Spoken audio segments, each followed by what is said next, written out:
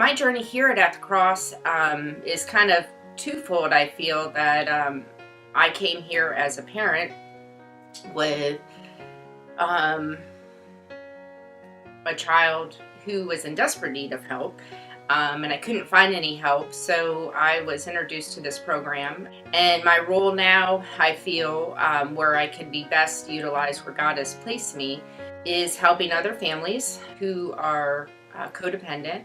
That was one thing I didn't realize, that I had a addiction to my son's addiction, which I really wasn't getting high, but I was living my life based on what the circumstances. So I had to find my own recovery, and so this ministry has been an important part of my recovery and being able to give back. As a registered nurse, I feel that I've been placed here because I know about evidence-based medicine, and I've been able to do education with family members, because ultimately I know that if a family gets well, statistically and by God's grace, that the person in active addiction is going to get well because the family gets well. I can think of a family that we recently helped out. The mom had been coming here probably about 3 years ago, 2-3 years ago, that I got hooked up with her, and her son was actually incarcerated at that time. He recently came out of incarceration in 2018, and so they came back into the ministry. The son did now, because he was no longer in prison. Just because he was in jail, he was sober in jail, but coming out of, into society, he wasn't able to stay sober.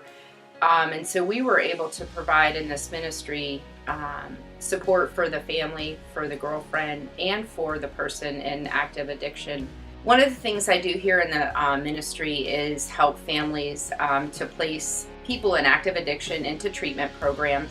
When this young man was so active in his addiction, and it was just really affecting people in such a tremendous way, that we gathered together. There was about 6 or 7 of us, and we were able to have a goal with the family, and be able to bring Christ into the situation, pray with this family, walk into the house, and be able to help this young man get into a treatment program. And that's really the beginning of the story. It's not necessarily the means to an end.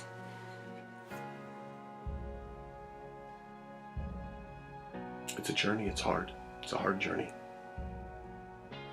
So on this night, we actually brought along a young man who we helped, that I helped with his family. I guess it was probably about a year or so ago. And one of the things that I feel that is a good part of recovery and in this journey that's super hard, is bringing somebody who was in active addiction, who is walking out their sobriety, to be able to come and to relate to the person in active addiction and give them hope that there is a potential and the possibility of getting well. It is a journey that is not perfect. Yeah. So our failures and our shortcomings aren't the end of our story. Amen. And I'm always getting choked up about this, because I know what Christ has done for my family. Because of the love of Christ that I was shown in this community, I was able to cast my cares to Christ, and to my supporters in Christ through ATCR, I was able to find hope.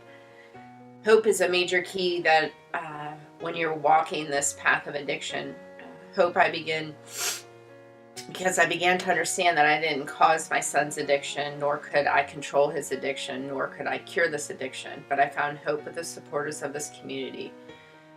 For that, I'm ever grateful and committed to other families that are walking on this terrible, sometimes tragic path with their children. It inspires me to keep walking towards and helping others. My role here at ATCR as a board member and is education and intervention.